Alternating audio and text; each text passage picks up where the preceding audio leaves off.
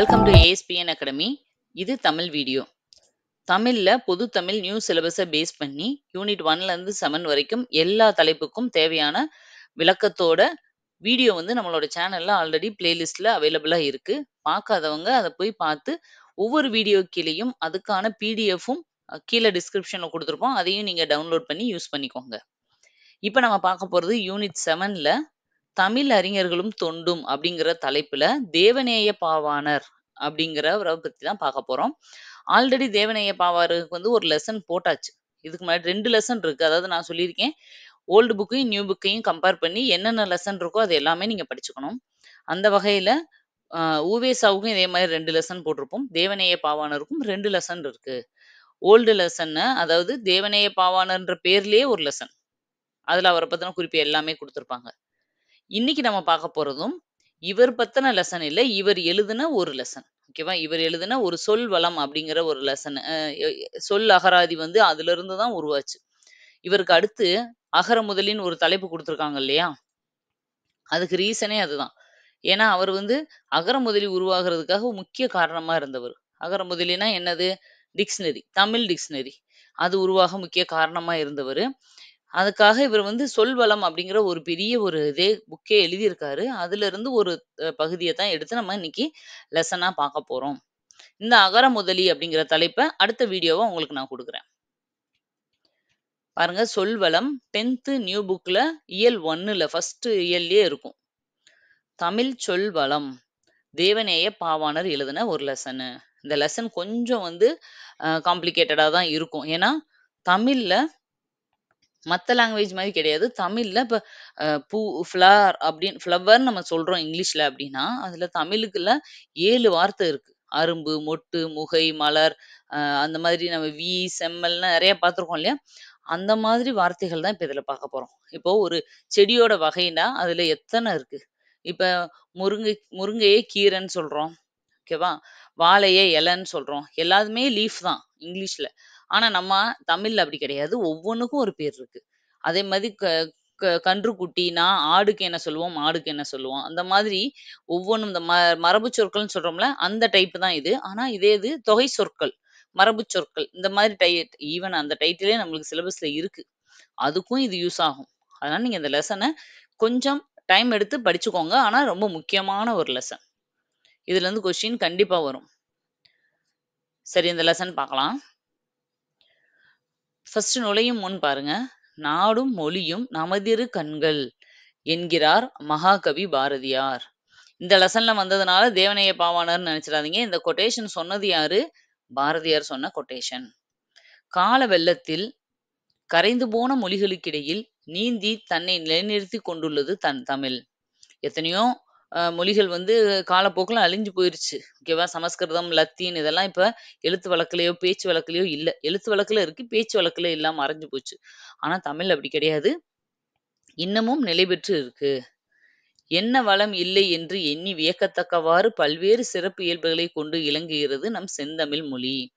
அனைத்து வளமும் உண்டென்று விடை பகர்கிறது தமிழ் சொல் வளம். இந்த லெசன்ல தமிழ்ல இல்லாத வார்த்தைகளே இல்ல அப்படிங்கிறத தெளிவா சொல்றதுதான் இந்த லெசனே. பாருங்க, இந்த லெசன்ல ஃபர்ஸ்ட் ஸ்டார்டிங்ல என்ன கொடுத்திருக்காங்கன்னு பாருங்க. சொல்வளம் இலக்கிய செம்மொழிகளுக்கெல்லாம் பொதுவேனும் தமிழ் மட்டும் அதில் தலை சிறந்ததாகும். சொல்வளம்ன்றது எல்லா மொழிகளுக்கும் இருக்க வேண்டியதுதான். வேர்ச்சொல் இருக்கணும். அங்க ஒவ்வொரு மொழிகளுக்கும் ஒரு சிறப்பான சொல் வளம் இருக்கும். ஆனா தமிழுக்கு அது ரொம்ப சிறப்பா அமைஞ்சிருக்கு. தமிழல்லாத திராவிட மொழிகளின் அகராதிகளை ஆராயும் போது தமிழில் உள்ள ஒரு பொருள் பல சொல் வரிசைகள் அவற்றில் இல்லா குறை எந்த தமிழறிஞருக்கும் மிக தெளிவாக தோன்றும். தமிழில் மட்டும் பயன்படுத்தப்பட்டு தமிழுக்கே சிறப்பாக உரியனவாக கருதப்படும் சொற்கள் மட்டுமின்றி தெலுங்கு, கன்னடம் முதலிய பிற திராவிட மொழிகளுக்குரியனவாக கருதப்படும் சொற்களும் தமிழில் உள என்கிறார் கால்டுவெல். கால்டுவெல் நம்ம ஏற்கனவே படிச்சிருக்கோம். திராவிட மொழிகளின் ஒப்பிலக்கணம் அப்படிங்கிற ஒரு நூலை எழுதினவர் தான் கால்டுவெல். அந்த திராவிட மொழின்னா சவுத் இந்தியன் லாங்குவேஜஸ். இது எல்லாத்தையும் கம்பேர் பண்ணி அவர் என்ன சொல்றாரு? மற்ற மொழிகள்ல இல்லாதது தமிழ்ல இருக்கு அப்படிங்கிறத நம்ம காண முடியும். தமிழ்ல இருந்து தான் வேர் சொற்கள் மத்த மொழிகளுக்கு போயிருக்குன்றதையும் நம்மளால ஆ அத பார்க்கும்போது புரிஞ்சுக்க முடியுதுன்னு சொல்றாரு. பாருங்க, தமிழ் சொல் வளத்தை பல துறைகளிலும் காணலாமேனும், இங்கு பயிர் வகை சொற்கள் மட்டும் சிறப்பாக எடுத்துக்காட்டப் பெறும். ஒவ்வொரு வகையா இனி நம்ம பார்ப்போம். அடிவகை. இப்போ ஒரு தண்டு, ஒரு செடி இருக்குன்னா, அதோட அடிப்பகுதிய எப்படின்னு சொல்லுவோம்? ஒவ்வொன்னுக்கும் ஒரு பேரு. ஒரு தாவரத்தின் அடிப்பகுதியை குறிப்பதற்கான சொற்கள். தாள், நெல்லு, கேழ்வரகு முதலியவற்றின் அடிய வந்து தாள் சொல்லுவாங்க. நெல் தாள், கேழ்வரகு தாள் அப்படின்னு சொல்லணும். அதே இது தண்டு, தண்டுன்னு எதுக்கு சொல்லுவாங்க? கீரைத்தண்டு, கீரைத்தண்டு விக்கிறாங்க. அந்த கீரை தண்ட வந்து நரிக்கிறாத, தண்டோட சேர்த்து போடு அப்படிலாம் நம்ம பேசுவோம் இல்லையா? அது அப்ப அதோட அந்த ஸ்டெம் ஸ்டெம் பகுதிய வந்து எப்படியெல்லாம் நம்ம தமிழ்ல வேற வேற சொல்றோம். இப்ப ஸ்டெம் அப்படின்னு ஒரே வார்த்தையில இங்கிலீஷ்ல சொல்லிட்டோம் இல்லையா? எல்லாத்தோட தண்டையும். ஆனா, தமிழ்ல அப்படி கிடையாது. நெல்லுக்கும், கேழ்வரகுக்கும் தாள்ன்னு சொல்லணும். கீரைக்கும், வாழைக்கும் முதலியவற்றோட அடிய வந்து தண்டுன்னு சொல்லணும். வாழைத்தண்டு, கீரைத்தண்டு. நெட்டி, மிளகாய் செடி முதலியவற்றின் அடிய கோல்ன்னு சொல்லணும். நெட்டிக்கோல், மிளகாய் செடி கோல்ன்னு சொல்லணுமா. குத்துச்செடி, புதர் முதலியவற்றின் அடிய தூருன்னு சொல்லுவாங்க. புதர் மாதிரி இருக்கும் இல்லையா? அந்த புஷ்ஷி செடிகள்ன்னு சொல்லுவோம்ல, அந்த மாரி செடியெல்லாம் இது சொல்லணும். ஒவ்வொன்னுக்கும் ஒரு பேரு பாருங்க. அதே இது கம்பு, சோளம் இதோட அடிய வந்து தட்டுன்னு சொல்லுவாங்க. ஒரு சில இடங்கள்ல தட்டைன்னு சொல்லுவாங்க. கம்பந்தட்டை, சோளந்தட்டைன்னு சொல்லுவாங்க. ஓகேவா? அடுத்து கரும்போட அடிய வந்து களின்னு சொல்லுவாங்களாம். மூங்கிலோட அடிய களைன்னு சொல்றாங்க. ஓகேவா? களை, களி. அதே மாதிரி புளி, வேம்பு முதலியவற்றின் அடின்னே சொல்றாங்க. இவ்வளவு இதெல்லாம் நம்ம யூஸ் பண்ணியிருக்கோமானா, நம்ம தமிழ்நாட்டிலேயே பிறந்து வளர்ந்து நம்மளே இவ்வளோ வார்த்தைகள்லாம் யூஸ் பண்ணியிருக்க மாட்டோம். எல்லாத்தையுமே ஒரு ஆவரேஜா ஒரு 4, 5 ஸ்டெம் வார்த்தைகள வச்சே சொல்லி முடிச்சுருவோம். கரும்போட அடிய களின்னு நம்ம சொல்லியிருக்கோமா? கிடையாது. அடிக்கரும்பு, நுனிக்கரும்பு அப்படின்னு சொல்லிட்டே முடிச்சுருவோம். ஓகே. அடுத்தது பாருங்க, கிளை பிரிவுகள். கிளை பிரிவுகள்னா தாவரங்களின் அடியிலிருந்து பிரிந்து செல்லும் பிரிவுகளுக்கு வழங்கும் சொற்கள். கீழ இருந்து ஸ்டார்ட் ஆகுறது. ஒரு தாவரம் இருக்கு அப்படின்னா, அந்த தாவரத்தோட ஒவ்வொன்னும் பிரியறதுக்கு ஒவ்வொரு பேரு. கண்டிப்பா இந்த லெசன் படிக்கிறது கொஞ்சம் கஷ்டமா தான் இருக்கும். ஒண்ணு ஷார்ட்கட் வச்சு படிச்சுக்கோங்க. அப்படி இல்லாட்டினா, உங்களுக்குள்ள டிஸ்கஸ் பண்ணி இத படிச்சுக்கோங்க. பாருங்க, கவை. கவைன்னா என்னது? அடி மரத்தினின்று பிரியும் மாபெரும் கிளை. ஃபர்ஸ்ட். ஓகேவா? இப்ப ஃபர்ஸ்ட் இப்படி எடுத்துக்கிறேன் நானு. இது கவை. அடி மரத்துல இருந்து பிரியிற ஒரு பெரிய தண்டு மரத்துல இருந்து. அடுத்து கொம்பு அல்லது கொப்பு. அதுல இருந்து பிரியறத என்ன சொல்றாங்க? கொம்பு அப்படின்னு சொல்றாங்க. கொம்பு. அடுத்து இதான் வந்து கவையோட பிரிவு. இது கவை. இது கவை. அ. அடுத்து அதுலருந்து பிரியறது கொம்பு. இப்படி நீங்க ஒரு ஸ்ட்ரெய்ட்டா போட்டு வச்சுக்கிட்டீங்கனாலே, அதுலருந்துன்னு கண்டுபிடிச்சுக்கலாம். இது மட்டும் ஞாபகம் வைக்கிறதுக்கு. அடுத்தது கிளை. கிளைன்றது என்னது? இந்த கொம்புல இருந்து பிரியறது கிளை. அடுத்தது சினை. சினைன்றது கிளையிலிருந்து பிரியறது சினை. அப்படி வரிசையா எழுதி வச்சுக்கோங்க. அடுத்தது போத்து. போத்துன்றது சினையிலிருந்து பிரியறத போத்துன்னு சொல்றாங்க. அடுத்து குச்சு. குச்சுன்னா இந்த போத்துல இருந்து பிரியறத குச்சு. கடைசியில அந்த குச்சில இருந்து பிரியறது இனுக்கு. இனுக்கு. இப்படி நீங்க வரிசையா எழுதி வச்சுக்கோங்க. கவை, கொம்பு, கிளை, சினை, போத்து, குச்சு, இனுக்கு. அப்ப இனுக்குன்னு கேட்டா குச்சியிலிருந்து பிரியும் ஒரு பிரிவு. குச்சுன்னு கேட்டாங்கன்னா, அதுக்கு முன்னாடி இருக்கிறத எழுதணும். போத்தோட ஒரு பிரிவு. போத்துன்னா என்னன்னு கேட்டாங்கன்னா, சினையின் ஒரு பிரிவு. அந்த மாதிரி நீங்க எழுத கத்துக்கணும். ரிவர்ஸ்ல. இல்ல மேல இருந்து நான் கவை அப்படி எழுதுறேன். கீழ வந்து கொம்புன்னு எழுதுறேன்னாலும் ஓகே தான். ஆனா ஆர்டர் படி இப்படிதான் வரணும். ஒரு மரம் கெட்டியா இருக்கு இல்லையா? அந்த அடிய வந்து நம்ம கவைன்னு சொல்றோம். அதுலருந்து பெருசா பிரியுதுல்ல பிரான்ச்சு. அத கொம்பு அப்படின்னு சொல்றாங்க. அதிலிருந்து பிரியும்ல ஒரு குட்டி குட்டி இது கிளைகள். அது கிளைன்னு தான் நம்மளே சொல்லுவோம். அப்புறம் அந்த குட்டியிலிருந்து பிரியறத சினைன்னு சொல்றாங்க. அந்த சினையிலிருந்து இன்னும் கொஞ்சம் சின்னதா பிரியறத போத்து.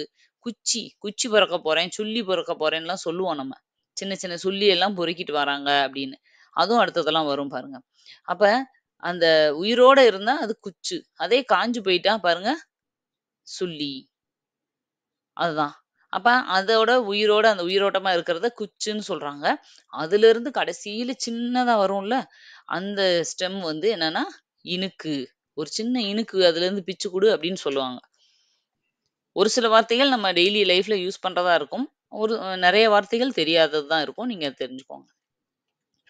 அடுத்தது காய்ந்த அடியும் கிளையும் பெயர் பெறுதல். காஞ்சு போன அடிக்கும் கிளைக்கும் கூட பேர் இருக்கு. இதுவரைக்கும் நம்ம பார்த்த அடியும் கிளையும் உயிரோட தண்டுல இருக்கும்போது என்ன பேரு? இப்ப நம்ம பார்க்க போறது வந்து காஞ்சு போனதுக்கு. சுள்ளி அப்படின்னா காஞ்சு போன குச்சி. குச்சு, குச்சி எது வேணா சொல்லலாம். விறகுனா சின்ன சின்ன கிளைன்னு பார்த்தோம்னா, அந்த கிளை காஞ்சு போனா அது விறகு. வெங்களி அப்படின்னா காய்ந்த களி. கட்டை அப்படின்னா காய்ந்த கொம்பும் கவையும் அடியும். கடைசி ஃபர்ஸ்ட் பார்த்தோம்ல கவை, அதுலேருந்து பிரிஞ்ச கொம்புன்றதுல அந்த மாதிரி பெருசு பெருசா இருக்கிறது தான் கட்டை அப்படின்னு சொல்லுவோம். இது நம்மளே சொல்லுவோம். யாராவது கையில சின்ன சின்ன குச்சியா பெறக்கிட்டு வராங்கன்னு வச்சுக்கோங்க. என்ன இவ்வளோ பெரிய கட்டைய தூக்கிட்டு வரேன்னு கேட்போமா? இல்ல. பெருசா அந்த தண்டு அதான் கவை தண்டு. அதுலேருந்து பிரிஞ்ச ஒரு கொஞ்சம் பெரிய பிரான்ச் கொம்பு. இந்த இது வந்து காஞ்சு போய் கொண்டு வந்தா தான் அத கட்டைன்னு சொல்லுவோம். அதுதான் இது. அடுத்தது இலை வகை. தாவரங்களின் இலை வகைகளை குறிக்கும் சொற்கள். பாருங்க. இலை, புளி, வேம்பு. புளிய இலை, வேப்ப இலை அப்படின்னு சொல்லுவோம். தாள், நெல்லு, புல்லுக்கு தாள். நெல் தாள், புல் தாள். தோகை, சோளம், கரும்பு. ஓலை, தென்னை, பனை. இது நம்மளுக்கு தெரியும். தென்னை ஓலை, பனை ஓலைன்னு சொல்லுவோம். அடுத்தது சண்டு, காய்ந்த தாளும் தோகையும். சண்டா போச்சு அப்படின்னு சொல்லுவோம். அப்படின்னா என்ன அது? வெயிட்லெஸ்ஸா ஆயிடுறது. காஞ்சு போய் அப்படியே லைட் வெயிட் ஆகுறது தான் சண்டா போச்சுன்னு சொல்லுவோம். சருகுனா சருகா கிடக்கு பாருங்க. இந்த மரத்துக்கு அடியில வெறும் சருகா கிடக்குன்னு சொல்லுவோம். என்னது? காஞ்சு போன இலைகளா கிடக்குறது. அடுத்து கொழுந்து வகை. கொழுந்து வகைன்னா என்னது? மொத தளிர்க்கும்ல, மொத துளிர்த்து வரும்ல, அதுக்கு என்ன பேரு? அதுலயும் இத்தன வகை இருக்கு. தாவரத்தின் நுனி பகுதிகளை குறிக்கும் சொல். எல்லா தாவரத்தோட நுனியும் புதுசா தளிர் விட்டுக்கிட்டு இருக்கதா தான் இருக்கும். ஓகேவா? அந்த ஃபர்ஸ்ட் ஸ்டேஜ் அந்த கொழுந்து வகை அங்க தான் இருக்கும். அப்போ அதுக்கு என்ன பேரு? துளிர் அல்லது தளிர் அப்படின்னு சொல்லலாம். எதுக்கு? நெல், புல். முறி அல்லது கொழுந்து. புளியங்கொழுந்து, வேப்பங்கொழுந்து அப்படிதான் சொல்லுவோம் நம்ம. அதுக்கு முறின்னும் சொல்லுவாங்களாம். அடுத்தது குருத்து. சோளம், கம்பு, கரும்பு. கரும்பு கொஞ்சம் இது நம்ம சொல்லுவோம். நல்லா விளையாத கரும்ப வந்து புடுங்குனாங்கன்னா, "ஏய் அது குருத்தா இருக்குப்பா. நல்ல கரும்பா, விளைஞ்ச கரும்பா புடுங்குங்கன்னு" சொல்லுவோம். சோளம் வந்து குருத்து, கரும்பு குருத்து. தென்னை, பனை முதலியவற்றின் கொழுந்து. கொழுந்தாடை. இது கரும்போட நுனிப்பகுதி பாருங்க, ஒரு இனிப்பு இல்லாம இருக்கும். அடிக்கரும்பு தான் இனிக்கும்னு சொல்லுவாங்க. கரும்போட நுனிப்பகுதி வந்து இனிக்காது. அதத்தான் கொழுந்தாடைன்னு சொல்லுவாங்க. இதெல்லாம் கொஞ்சம் மதுரை பக்கம்லாம் அந்த பழக்கம் இருக்கு. "கொழுந்தாடைய போய் ஏன் புடுங்கிட்டு வந்த?" அப்படின்னு சொல்லுவாங்க. "நல்லா பார்த்து புடுங்க மாட்டியா? அது மாரி வெட்டும்போது, எனக்கு அந்த கொழுந்தாடையெல்லாம் வேணாம்ப்பா. கீழ இருக்க அடிக்கரும்பு தான் வேணும்." அப்படிலாம் சொல்லுவாங்க. அதனால இந்த மாரி ஆல்ரெடி உங்களுக்கு ஃபெமிலியரான வார்த்தைகள அண்டர்லைன் பண்ணி வச்சுக்கோங்க.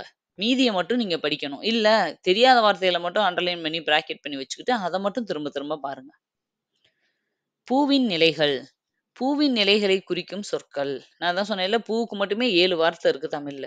அரும்பு, பூவின் தோற்ற நிலை. மொத அரும்புதுல, அதுதான் அரும்பு. போது, பூ விரியத் தொடங்கும் நிலை. மலர், அலர். மலர்ந்தாலும், அலர்ந்தாலும் பூவின் மலர்ந்த நிலை. மரஞ்செடியினின்று பூ கீழே விழுந்த நிலை. செம்மல்னா பூ வாடிய நிலை. இத நம்ம வந்து ஸ்கூல் புக்ல வந்து நல்ல பிக்சரோட இன்னும் போட்டிருப்பாங்க. பழைய இந்த புது புக்லயே சின்ன கிளாஸ் புக்ல போட்டிருப்பாங்க. இது பாருங்க ஒரு பிராக்கெட்ல ஒருத்தர பத்தி குடுத்துருக்காங்க. யார் இவர்? தமிழ் ஆசிரியர், நூலாக்கப் பணிகளை விரும்பிச் செய்தவர், சொல் ஆராய்ச்சியில் பாவாணரும் வியந்த பெருமகனார். பாவாணரோட இவர் ரொம்ப ரிலேட்டடா இருக்கதுனால, கண்டிப்பா இவர பத்தின கொஸ்டின்ஸும் வர சான்சஸ் நெறைய இருக்கு. பாவாணர எனக்கு தெரியும். ஆனா, இவர தெரியாதுன்னு நம்ம சொல்ல முடியாது. ஏன் அப்டின்னா, நம்மளுக்கு இப்போ ஒருத்தர் தெரியுதுன்னா, அவங்களோட நெருக்கமான தொடர்புடையவங்க வந்து நம்ம கண்டிப்பா தெரிஞ்சிருக்கணும். பாருங்க ஒரு தமிழாசிரியராவும், நூலாக்க பணிகள் செய்தவரும், சொல் ஆராய்ச்சி வேற. சொல் வேர்ச்சொற்கள கண்டுபிடிக்கிறது, சொற்கள் புது புது கலைச்சொற்கள உருவாக்குற ஆராய்ச்சியிலயும் இருந்தவரு. பாவாணரே பார்த்து ஆச்சரியப்பட்ட ஒருத்தர பத்தி தான் பார்க்க போறோம். திருச்சிராப்பள்ளிக்கு அருகில் அமைந்துள்ள அல்லூரில் திருவள்ளுவர் தவச்சாலை ஒன்றை அமைத்தவர். பாவாணர் நூலகம் ஒன்றை உருவாக்கியவர். தமிழகம் முழுவதும் திருக்குறள் சொற்பொழிவுகளை வழங்கியவர். தமிழ் வழி திருமணங்களை நடத்தியவர். பாருங்க ரொம்ப முக்கியமான பாயிண்ட் இதுதான். இவர் வந்து திருச்சி பக்கத்துல அல்லூர் அப்படிங்கிற இடத்துல திருவள்ளுவர் தவசாலை, அப்புறம் பாவாணர், தேவநேய பாவாணர் பேர்ல ஒரு நூலகமும் உருவாக்கியிருக்காரு. இந்த கொஸ்டின் வந்து அடிக்கடி கேட்டுட்டே இருப்பாங்க எக்ஸாம்ல. ப்ரீவியஸ் இயர்ல வந்து வந்த கொஸ்டின்ஸ் தான் இதெல்லாம்.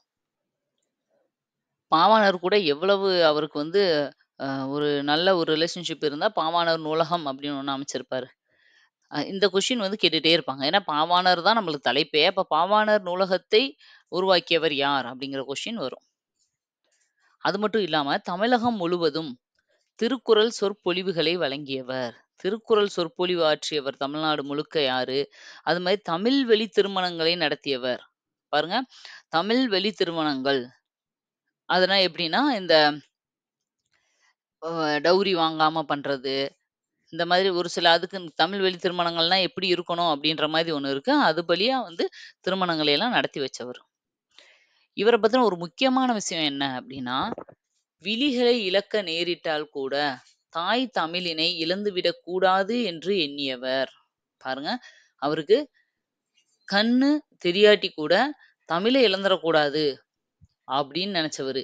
அதற்காக தமிழ் தென்றல் திருவிக்கா போல இமைகளை மூடியபடி எழுதும் ஆற்றலை கற்றுக்கொண்டவர். இறுதி வரை இவ்வாறே எழுதி தமிழுக்கு தனிப்பெரும் புகழை நல்கியவர். பாருங்க, கண்ணு போயிருச்சு. அது மாதிரி யாரு? திருவிக்கா வந்து கண்ண மூடிக்கிட்டே எழுதுவாராம். அதே மாதிரி இவரும் கண்ண மூடிக்கிட்டே எழுதுற திறமைய கத்துக்கிட்டாரு. கண்ணே போனாலும் நம்ம எழுத பழகணும்னு சொல்லி, கண்ண மூடிக்கிட்டே எழுதி எழுதி கத்துக்கிட்டு, கடைசி வரைக்கும் அதையும் பண்ணியிருக்காரு. உண்மையிலேயே கண்ணு போயி, அவர் வந்து அதுக்காக கண்ணு மூடிக்கிட்டு பழகுனாரா? இல்ல, ஒருவேள அப்படி ஒரு சிச்சுவேஷன் வந்தா கூட தமிழ் எழுதுறத விட்டுறக்கூடாதுன்னு அப்படி பிராக்டிஸ் பண்ணாரான்னு தெரியல. பட் இப்படி குடுத்துருக்காங்க காமனா. இத வந்து நீங்க இன்னும் வேற எதுலயாவது ரெஃபர் பண்ணிக்கோங்க. பற்பல நூல்களை எழுதி இருப்பினும், இலக்கண வரலாறு, தமிழிசை இயக்கம், தனித்தமிழ் இயக்கம், பாவாணர் வரலாறு, குண்டலகேசி உரை, யாப்பெருங்களம் உரை, புறத்திரட்டு உரை, திருக்குறள் தமிழ் மரபுரை, காக்கை பாடினிய உரை, தேவநேயம் முதலியன இவர்தம் தமிழ் பணியை தரமுயர்த்திய நல்முத்துக்கள். அவர்தான் உலகப் பெருந்தமிழர் தமிழ் திரு ரா. இளங்குமரனார். இலக்குவனார் வேற, லக்குவனார். ஓகேவா? அவர் நம்ம சிலபஸ்ல இருப்பாரு. இது இளங்குமரனார். 2யும் கன்ஃப்யூஸ் பண்ணிக்கிறாதீங்க. பாருங்க, இது எல்லாமே அவரோட நூல்கள். இவ்வளவு நூல்கள் எழுதியிருக்காரு. அதுல பாருங்க, பாவாணர் வரலாறு, தேவநேயம், அந்த தேவநேய பாவாணர சுத்தியே நெறைய எழுதியிருக்காரு பாருங்க. அவருக்குன்னு சொல்லி தனியா நூலகம். அதனால இவர பத்தி கண்டிப்பா நீங்க தெரிஞ்சிருக்கணும். அடுத்தது, பிஞ்சு வகைகள். தாவரத்தோட பிஞ்சு வகைகளுக்கு என்ன பேரு? இப்ப மாம்பிஞ்சு அப்படின்னா, மாவடு அப்படின்னு சொல்லுவாங்க இல்லையா? அது மாதிரி எல்லாத்துக்குமே பிஞ்சு வகைக்குன்னு தனியா ஒரு பேர் இருக்கு. எல்லாத்தையும் பிஞ்சுன்னுலாம் நம்ம சொல்லிற முடியாது. மா பூ பூம்பிஞ்சு, பூவோடு கூடிய இளம் பிஞ்சு. வெறும் பிஞ்சுன்னா இளம் காய். வடு அப்படின்னா மாம்பிஞ்சு தான் வடுன்னு சொல்லுவாங்க. மூசு அப்படின்னா பலா பிஞ்ச தான் மூசுன்னு சொல்லுவாங்களாம். கவ்வை, எல் பிஞ்சு, குறும்பை, தென்னை, பனை முதலியவற்றின் இளம் பிஞ்சு. இளநீ வந்து நம்ம புடுங்குறோம்னு வச்சுக்கோங்க. அது வந்து கொஞ்சம் வந்து சரியா இனிக்காம ஒரு மாதிரி இருந்தா சுறுசுறுன்னு இருந்தா சொல்லுவோம். குறும்பையா இருக்கு அப்படின்னு. அதாவது இன்னும் வளர்ச்சி அடையாம இருக்கு. அந்த மாதிரி. தென்னை மரத்துக்கு இருக்கிறது எல்லாமே மோஸ்ட்லி பனை மரத்துக்கும் இருக்கும். ஏன்னா 2ம் கிட்டத்தட்ட ஒரே வகையான வெரைட்டீஸ் தானே அதுக்காக. முட்டுக்குறும்பை, சிறு குறும்பை, இளநீர். இளநீர்னா என்னது? முற்றாத தேங்காய். தேங்காயா ஆகல இன்னும். அததான் இளநீர்ன்னு சொல்றோம். இளநீருக்கும் முன்னாடி ஸ்டேஜ் குறும்பை. சரியா? அதுக்கப்புறம் குறும்பைக்கு அடுத்து இளநீர், இளநீருக்கு அடுத்து தேங்காய். நுழாய். நுழாய்னா இளம்பாக்கு. கருக்கல், இளநெல், கச்சல், வாழைப்பிஞ்சு. இந்த மூசு, மாவடு, கச்சல், வாழைப்பிஞ்சு இதெல்லாம் அடிக்கடி கேட்பாங்க. மேட்ச் த ஃபாலோயிங் மாதிரி குடுத்துட்டு, இதுக்கு எதுன்னு மேட்ச் பண்ணுங்க அப்படி சொல்லிருவாங்க. பாருங்க, அடுத்து குலை வகை. தாவரங்களின் குலை வகைகளை குறிப்பதற்கான காய்களையோ, கனிகளையோ சொல்ற சொற்கள். கொத்து. குலைன்னா என்ன அர்த்தம்? ஒரு குரூப்பா மொத்தமா இருக்கிறத வந்து என்ன சொல்லுவோம்? இப்ப அவரையும், துவரையும் மொத்தமா நெறைய இருந்துச்சுன்னா, அவரக்கொத்து, துவரக்கொத்துன்னு சொல்லுவாங்க. குலை அப்டின்னா, கொடி, முந்திரி போன்றவற்றின் குலை. ஒரு கொலை குடுங்க. கொலையா தொங்குதுன்னு சொல்லுவாங்க. தாரு, வாழைக்குலை. வாழை மொத்தமா ஒரு தார் வெட்டிட்டு வாங்கன்னு சொல்றாங்க இல்லையா? அது. கதிர் அப்டின்னா கேழ்வரகு, சோளம் முதலிய கேழ்வரகும், சோளத்தோட மொத்தத்த கதிர் அடிச்சுட்டு கதிர் அடிக்க போறேன் அப்டின்னு சொல்லுவாங்க. அலகு அல்லது குறள், நெல், திணை முதலியவற்றின் கதிர். சீப்பு, வாழைத்தாற்றின் ஒரு பகுதி. மொத்த வாழைத்தாரும் ஒரு குரூப்பு கொத்து தான். ஓகேவா? அந்த வாழைத்தார்ல ஒரு சீப்பு மட்டும் வெட்டுனாலும், அதுலயும் 10, 15 பழம் இருக்கும். அப்ப அதுவும் ஒரு குரூப் தான். கெட்டுப்போன காய்கனிக்கு கூட இத்தன பேர்கள் இருக்கு. கெட்டுப்போன காய்க்கும், கனிக்கும் தாவரத்திற்கேற்ப வழங்கும் சொற்கள். சூம்பல், நுனியில் சுருங்கிய காய். நுனியில மட்டும் கொஞ்சம் சுருங்கிருச்சுன்னா, அப்படி சூம்பி போச்சுன்னு சொல்லுவாங்க. சிவியல் அப்படின்னா, முழுசாவே சுருங்குன பழம். சொத்தை அப்படின்னா, சொத்த பழம் அப்படின்னா, புழு பூச்சி அரிச்சு ஏதோ ஒரு அதுல டேமேஜ் ஆயின ஒரு பழம். பழமோ, காயோ. வெம்பல் அப்படின்னா, சின்னதிலேயே வெம்பி போச்சுன்னு சொல்லுவாங்க. அப்படின்னா என்னன்னா, சூட்டுல வந்து பழம் மாதிரி மாங்காயெல்லாம் சின்ன பிஞ்சா இருக்கும். ஆனா எல்லோ கலர்ல இருக்கும். அப்ப பழுத்துருச்சுன்னு நம்ம சொல்லுவோமா? இல்ல. அது வெம்பி போச்சுன்னு சொல்லுவாங்க. அதான் வந்து சூட்டுல பழுக்கிற பிஞ்சு. அழியல் குளுகுளுத்த பழம். அழுகல்னா குளுகுளுத்து நாறிய பழம். அழுகி போச்சுன்னா, ரொம்ப கொல கொலன்னு ரொம்ப பழுத்து போச்சுன்னா, அத அழியல்ன்னு சொல்றாங்க. அழுகல்னா என்ன அர்த்தம் அப்டின்னா, அ ரொம்ப பழுத்து திரும்ப அது ஒரு மாரி நாறி போன பழம். ரொம்ப வந்து ஒரு மாதிரி வாட வெடிக்க ஆரம்பிச்சுரும். சொண்டு அப்டின்னா, பதராய் போன மிளகாய். கோட்டான் காய் அல்லது கூகைக்காய். கோட்டான் உட்கார்ந்ததினால் கெட்ட காய். தேரைக்காயி, இது கோட்டாங்காயி இப்படிலாம் சொல்லுவாங்க. கோட்டான் உட்காந்து அந்த காய வந்து டேமேஜ் பண்ணிடுறது பேரு தான் இது. தேரைக்காய், தேரை அமர்ந்ததினால் கெட்டுப்போன காய். அல்லிக்காய், தேரை அமர்ந்ததினால் கெட்ட தேங்காய். உள்ளிக்காய், தென்னையில் கெட்ட காய். தேங்காயிலே எத்தன வகை இருக்கு பாருங்க. அடுத்து பழத்தோல் வகை. பழங்களின் மேற்பகுதியினை குறிக்க வழங்கும் சொற்கள். தோலு. ஒவ்வொரு தோலுக்கும் என்ன பேர் இருக்கு? நம்மலாம் எல்லாம் தோல் தானே அப்படின்னு நெனைப்போம். எல்லாத்தையும் தோலுன்னு தான் நம்ம சொல்லுவோம். ஆனா அப்படி இல்ல. நெறைய பேர்கள் இருக்கு அதுக்கு. தொளி. தொளினா மிகவும் மெல்லியத தொளின்னு சொல்லுவாங்களாம். தோல் அப்படின்னா கொஞ்சம் திண்மமா. தொளியிலிருந்து கொஞ்சம் கெட்டியா இருந்தா அது திண்மம். தோடு அப்படின்னா வன்மையானது. ஓடுனா மிக வன்மையானது. இப்ப தேங்காய்க்கெல்லாம் வந்து ரொம்ப கெட்டியா இருக்கும். ஓடு, தேங்காய் ஓடுன்னு சொல்லுவோம். அதெல்லாம் வந்து ரொம்ப குடுக்கை அப்படின்னா சுரையின் ஓடு. சொரக்கா குடுக்கன்னு சொல்லுவாங்க இல்லையா? அதான் அது. ஏன்னா அந்த குடுவை மாரி இருக்கிறதுனால. மட்டை அப்படின்னா தேங்காய் நெற்றின் மேற்பகுதி. தேங்காய்க்கு மேல இன்னும் அந்த அந்த நாரோட சேர்த்து இருக்கு இல்லையா? அது வந்து மட்டை, தேங்காய், தென்னை மட்டைன்னு சொல்லுவோம். உமின்னா நெல்லு, கம்பு இதுக்கு மேல இருக்கிற அந்த தோல உமின்னு சொல்லுவோம். அடுத்தது அ கொம்பை அப்படின்னா வரகு, கேழ்வரகு முதலியவற்றின் உமி. பாருங்க மில்லட்லயே ஒவ்வொன்னுக்கும் ஒரு பேர் இருக்கு. அடுத்தது மணி வகை. மணின்னா என்னன்னா தானியங்கள். மில்லட்ஸ். ஒவ்வொரு மில்லட்டுக்கும் ஒரு பேரு. பாருங்க கூலம் அப்படின்னா நெல், புல், கம்பு இதுக்கெல்லாமே கூலம்னு பேரு. கூலவாணிகன் அப்படின்னு நம்ம படிக்கிறோம் இல்லையா? அதெல்லாம் என்ன அர்த்தம்? இந்த மாதிரி தானியங்கள் விற்பவன் அப்படின்னு அர்த்தம். அடுத்தது பயறு. அவர, உளுந்து முதலியவை. அவரப்பயிறு, உளுந்தம்பயிறு. கடலை, வேர்க்கடலை, கொண்டக்கடலை இதெல்லாம் சொல்லுவோம். இது நம்ம நார்மலா யூஸ் பண்றது தான். விதை அப்படின்னா கத்தரி, மிளகாய். கத்தரி விதை, மிளகாய் விதை. அதாவது அந்த உள்ள இருக்கிற மணி வகைன்னா, உள்ள இருக்க அந்த பயறுகள், உள்ள இருக்க சீடுக்கு என்ன பேரு அப்படிங்கிறது தான் இது. அடுத்தது காள். காள்னா புளி, காஞ்சிரை முதலியவற்றின் வித்து. காஞ்சிரைனா நச்சு மரமாம். ஓகேவா? அடுத்தது முத்து. வேம்பு, ஆமணக்கு. அதோடத வந்து முத்துன்னு சொல்றாங்க. கொட்டை, மாங்கொட்டை, பனங்கொட்டை. அடுத்தது தேங்காய், தென்னை மரத்தோட வித்த வந்து தேங்காய்ன்னு சொல்றோம். முதிரைனா அவரை, துவரை. அதோட பயர வந்து முதிரைன்னு சொல்லுவாங்களாம். இதெல்லாமே டிஃபரெண்ட்டா தான் இருக்கு. தெரிஞ்சுக்கோங்க. நெக்ஸ்ட் இளம் பயிர் வகை. தாவரங்களின் இளம் பருவத்திற்கான சொற்கள். நாற்று, நெல், கத்தரி முதலியவற்றின் இளநிலை. கன்று, மா, புளி, வாழை முதலியவற்றின் இளநிலை. மாங்கன்று, புளியங்கன்னு, வாழைக்கன்னு, கண்டுன்னுவாங்க. கன்று ஆக்சுவலா. நாத்து நட்டுட்டு வாரோம் அப்படின்னு சொல்லுவாங்கல்ல. அப்படின்னா என்னது? நெல் நாற்று. அடுத்தது குருத்து. வாழை இலைய வந்து குருத்துன்னு சொல்லுவாங்க இளநிலைய.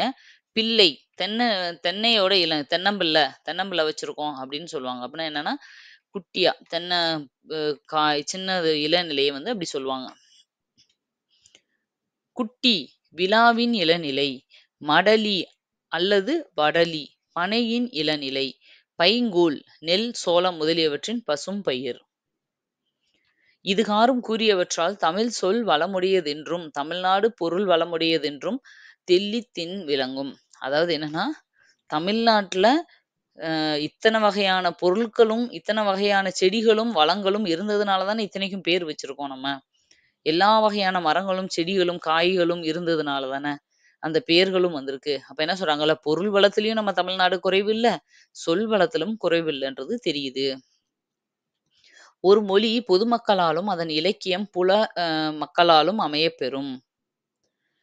தமிழ் பொதுமக்கள் உயர்ந்த பகுத்துடையவர்கள். எத்தனையோ ஆராய்ச்சி நடந்து வரும் இக்காலத்திலும், எத்தனையோ மொழிகளினின்று கடன் கொண்ட ஆங்கில மொழியிலும், நூலிலும் இலையைக் குறிக்க லீஃப் என ஒரே சொல் உள்ளது. ஆங்கில நூல்களிலும் வேறு பல வகைகளிலும் இலைகளைப் பாகுபாடு செய்தனரேயன்றி, பொதுமக்களைப் போல வன்மை, மென்மை பற்றி தாள், இலை, தோகை, ஓலை எனப் பாகுபாடு செய்தாரில்லை. இத்தகைய பாகுபாடு ஏனைய உறுப்புகளுக்குள்ளும் செய்யப்பட்டது முன்னர் காட்டப்பெற்றது. என்ன சொல்றாங்கன்னா, இங்கிலீஷ் தான் நம்ம எல்லாரும் கனெக்டிங் லாங்குவேஜா கத்துட்டு இருக்கோம். அந்த லாங்குவேஜ்ல கூட லீஃப் அப்படிங்கிற ஒரே வார்த்தையில சொல்லிட்டு போயிர்றாங்க. அதாவது என்ன, அ இலையில ஒரு செடியில இருக்கிற ஒரு இலைய லீஃப் ஒரு வகையா பிரிச்சிருக்காங்க அவ்வளோதான். ஆனா, அது எந்த அகலமா இருந்தா ஒரு பேரு, திக்னெஸ் கூடுதலா இருந்தா ஒரு பேரு, திக்னெஸ் கம்மியா இருந்தா ஒரு பேரு. இப்படி அதோட மென்மை, வன்மையெல்லாம் அவங்க பிரிச்சு பார்க்கவே இல்ல. எல்லாமே அவங்களுக்கு இலை தான். ஆனா, தமிழ் அப்படி கிடையாது. அதோட திக்னெஸ்க்கு ஏத்தாப்புலயும், அதோட லென்த்துக்கு ஏத்தாப்புலயும் ஒவ்வொன்னுக்கும் ஒரு பேர் வைக்கிறாங்க. தோகைனாலே கொஞ்சம் பெருசா இருக்கும். அந்த மாதிரி தானே. இலைனா சின்னதா இருக்கும். அதான் நம்ம சொன்ன மாதிரி. ஓடுனா ஒரு மாதிரி இருக்கும். மட்டைன்னா ஒரு மாதிரி இருக்கும். அந்த மாதிரி திக்னெஸ் எல்லாத்துக்கும் நம்ம பாகுபடுத்தி காட்டுற மாரி நம்ம தமிழ்ல இருக்கிறது ஒரு சிறப்பு. தமிழ்நாடு எத்துணை பொருள் வளம் உடையதென்பது அதன் விளைபொருள் வகைகளை நோக்கினாலே விளங்கும். இத்தன பொருள் வந்து விளைஞ்சிருக்கு இல்லையா? அப்ப இவ்ளோ விளையுதுனாலே எவ்வளவு பொருள் வளம் கொண்ட ஒரு நாடு. பிற நாடுகளில் உள்ள கூலங்கள் எல்லாம் சிலவாகவும், சில்வகைப்பட்டனவாகவும் இருக்க, தமிழ்நாட்டில் உள்ளவையோ பலவகவும் கலிப்பக வகைப்பட்டனம். கலின்னா நெறைய. ஓகேவா? மத்த எல்லா மாநிலங்களையும், ஸ்டேட்லயும் எடுத்து பார்த்தோம்னா, இல்ல நாடுகள்ல எடுத்து பார்த்தோம்னா, ஒரு சிலது தான் அங்க விளையும். மத்ததெல்லாம் அவங்க பார்த்திருக்கவே மாட்டாங்க. அதுக்கு பேர்களே கிடையாது. வேற ஊர்ல இருந்து வாங்கும்போது தான் இதுக்கு என்ன பேருன்னு கேட்டு தெரிஞ்சுக்குவாங்க. ஆனா தமிழ்நாட்டுல அப்படி இல்ல. எல்லாமே விளைஞ்சதுனாலே நம்ம இதுல எல்லாத்துக்கும் பேர் இருக்கு.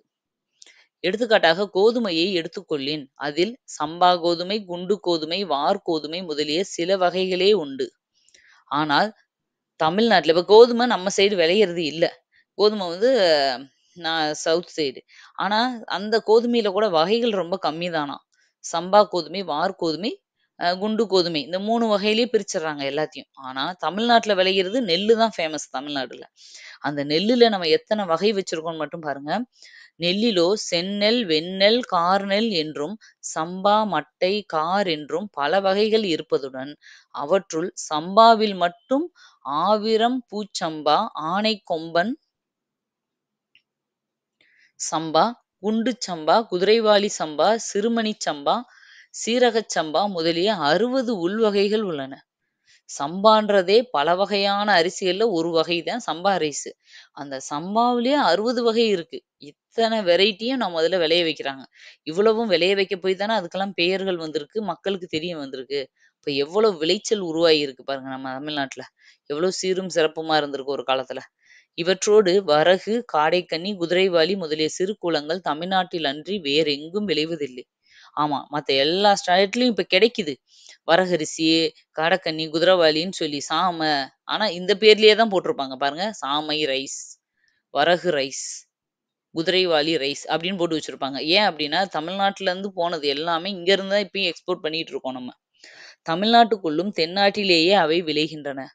தமிழ்நாட்டிலயும் எங்க? South side. அந்த ஏரியாவுல தான் இன்னும் அதிகமா இந்த மாதிரி அரிசிகள்லாம் விளைய வைக்கிறாங்கன்னு சொல்றாங்க.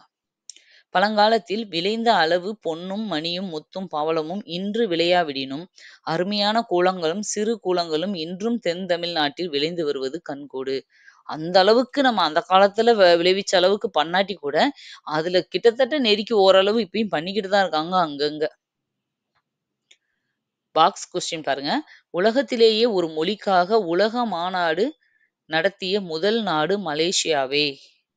நாட்டுக்குரிய அம்முதல் மொழியும் தமிழே. பன்மொழி புலவர் அப்பாத்துரையார் அப்படிங்கிறவர் சொன்னதுதான். முதல் உலகத்தமிழ் மாநாடு. தமிழுக்கு உலகத்தமிழ் மாநாடு நடத்துனது. உலக மாநாடு நடத்துனது எங்க? மலேசியா தான். அதுவும் தமிழ்ல. மலேசியாவுல இருந்த தமிழர்கள் நம்ம படிச்சிருக்கோம். உலகத்தமிழ் மாநாடுகள் எங்க வரைக்கும் நடந்துச்சு. இப்ப 2015 வரைக்கும் நடந்தது எல்லாமே ஆல்ரெடி நம்ம சேனல்ல குடுத்துருக்கோம். லெசன் நடத்தும்போது குடுத்துருக்கோம். நம்ம சேனலோட ஷார்ட்ஸ்ல குடுத்துருக்கோம். எல்லாமே இருக்கு. நீங்க பார்த்துக்கோங்க. அப்படி பார்க்கும்போது, அதுல ஃபர்ஸ்ட் நீங்க பார்த்தாலே தெரியும். மலேசியா கோலாலம்பூர்ல தான் முதல் உலகத்தமிழ் மாநாடே நடந்திருக்கும். அது எந்த மொழிக்காக? தமிழுக்காக. அதுக்கே தமிழுக்கு ஒரு சிறப்பு தானே! அதனால. இத சொன்னவர் யாருன்னா, அப்பாத்துரையார் அப்படிங்கிறவரு. அடுத்தது பாருங்க. ஒரு நாட்டு வளத்திற்கு தக்கபடியே அந்நாட்டு மக்களின் அறிவொழுக்கங்களும் அமைந்திருக்கும். ஒரு நாட்டுல எவ்வளவு விளையுது, எவ்வளவு பண்றாங்கன்றத பொறுத்து தான் அவங்களோட அறிவு, ஒழுக்கம் எல்லாமே இருக்கும்ன்றாங்க. அந்த அளவுக்கு நாலேட்ஜ் இருக்க போய் தானே அவ்வளவையும் விளைய வைக்கிறாங்க. இப்போ ஒரு அரிசியிலே இந்த அரிசிக்கு எப்படி விளைய வைக்கணும்? இந்த அரிசிக்கு எந்த மண்ணு செட் ஆகும்? இந்த அரிசிக்கு எந்த உரம் போட்டா வரும்? எந்த அரிசிக்கு என்ன டெம்பரேச்சர் இருக்கணும்? எவ்வளவு மழை இருக்கணும்? இவ்வளவு நாலேட்ஜும் இருந்தா தானே ஒரு விவசாயம் பண்ண முடியும். விவசாயம் பண்றதும் ஒரு சும்மா கிடையாது. அது இப்ப நம்ம ஒரு துறையா எடுத்தே படிக்கிறோம். ஓகேவா? ஆனா, அதுக்கும் நெறைய நாலேட்ஜ் வேணும். அப்ப அந்த விளையும் பொருட்கள், அரிசிய மட்டும் நான் சொல்லல. இதே மாரி என்னென்னலாம் இருக்கோ, அத்தனையும் செய்யறதுக்கான அறிவும் அந்த தமிழ் அந்த மண்ணோட மக்களுக்கு இருக்கணும்.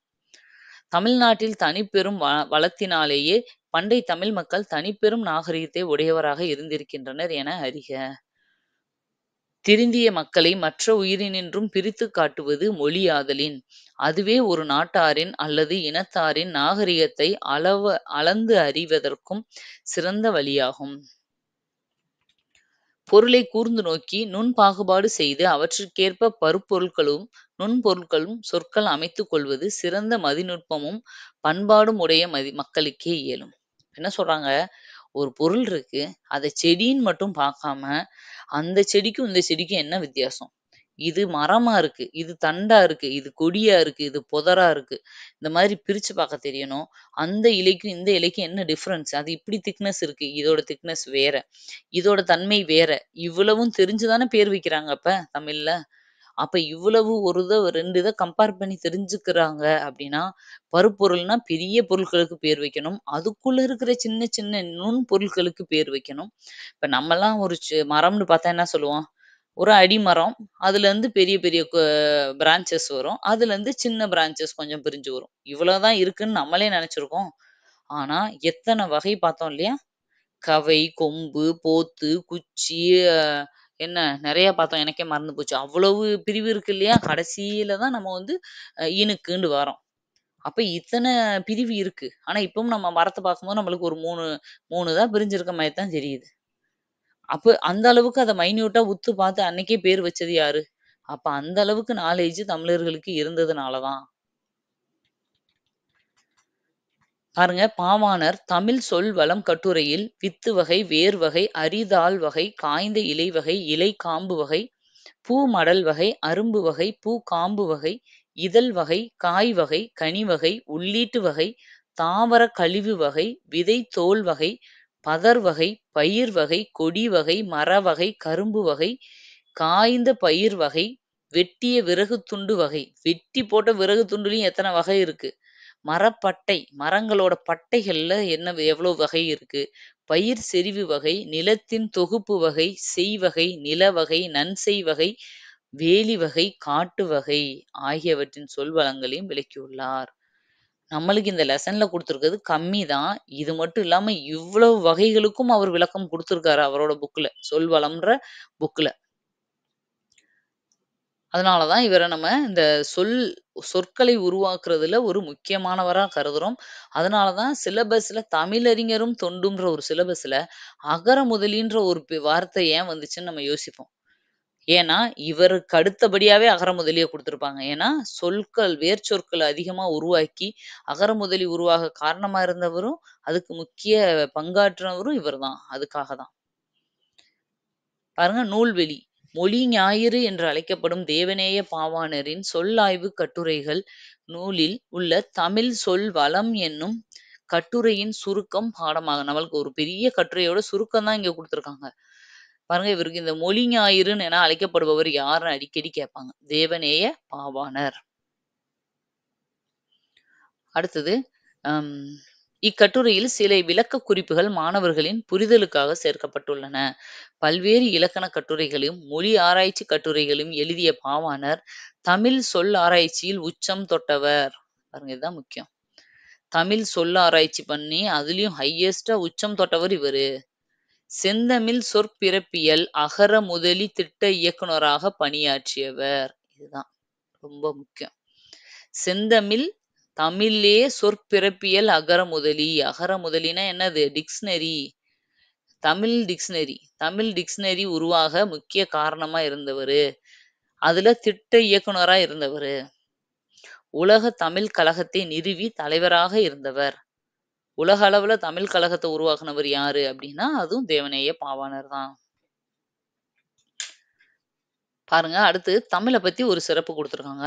அலைகடல் தாண்டி மலை பல கடந்து எத்திசையிலும் பரவிய தமிழினத்தின் தமிழின் புகழ்மன பதிவுகளை நுகர்வோம். அதாவது எப்படி வேற நாடுகள்லாம் தாண்டி தமிழ் புகழ் பெற்று இருக்குன்றதுக்கு ஒரு எக்ஸாம்பிள் குடுத்துருக்காங்க. எத்திசையும் புகழ் மணக்க. அதாவது கடல் கடந்து முதலில் அச்சேறிய தமிழ். போர்ச்சுகீசிய நாட்டின் தலைநகர் லிசுபன். இதுல இருக்க பாயிண்ட்ஸ் எல்லாமே ரொம்ப முக்கியம். ஏன்னா தமிழின் சிறப்பு, தமிழின் தொண்டுன்னு ஒரு தலைப்பே நம்மளுக்கு இருக்கு. தேவநேய பாவாணர்ல இத கொஸ்டினா கேட்குறாங்களோ இல்லையோ, அந்த தமிழின் தொன்மைன்றதுல இதுல கேட்டுருவாங்க. போர்ச்சுகீசிய நாட்டின் தலைநகர் வந்து எது? லிசுபன். இங்க 1554ல் கார்டிலா என்னும் நூல் முதலில் தமிழ் மொழியில்தான் மொழிபெயர்க்கப்பட்டது.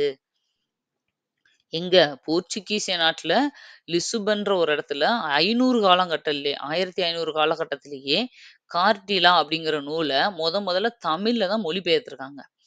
இந்நூல் ரோமன் வரி வடிவில் அச்சிடப்பட்டுள்ளது. ரோமன் எழுத்துரு ரோமன் லெட்டர்ஸ் அப்படி அதான் சொல்லுவாங்க. அதாவது ரோமன் லெட்டர்ஸ்னா அதுக்காக இந்த மாதிரி போடுறோம்ல ரோமன் லெட்டர்ஸ் அது கிடையாது. நீங்க கம்ப்யூட்டர்ல வேர்ட்ல டாக்குமெண்ட்ல பார்த்தீங்கன்னா, மேல ரோமன் அப்படின்னு ஒரு லெட்டர்ஸ் வரும். அதுவும் ஒரு எழுத்து வடிவம். அந்த ஸ்டைல்ல வந்து எழுதப்பட்டிருந்தது. ரோமன் எழுத்துருவில் வெளிவந்த இதன் முழு பெயர் கார்டிலா டி லிங்கோவா தமிழ் போர்த்துகீஸ் அப்படிங்கிறது தான் இதோட பேரு. இது அன்றைய காலத்திலேயே இரு வண்ணங்களில் அதாவது கருப்பு, சிவப்பு அப்படின்னு மாறி மாறி நேர்த்தியாக அச்சிடப்படும். அதாவது ஹெட்டிங் எல்லாம் ஒரு கலரு, இதெல்லாம் ஒரு கலர்ன்னு அந்த காலத்திலேயே அவ்வளோ அழகா டபுள் கலர்ல பிரிண்ட் பண்ணியிருக்காங்க.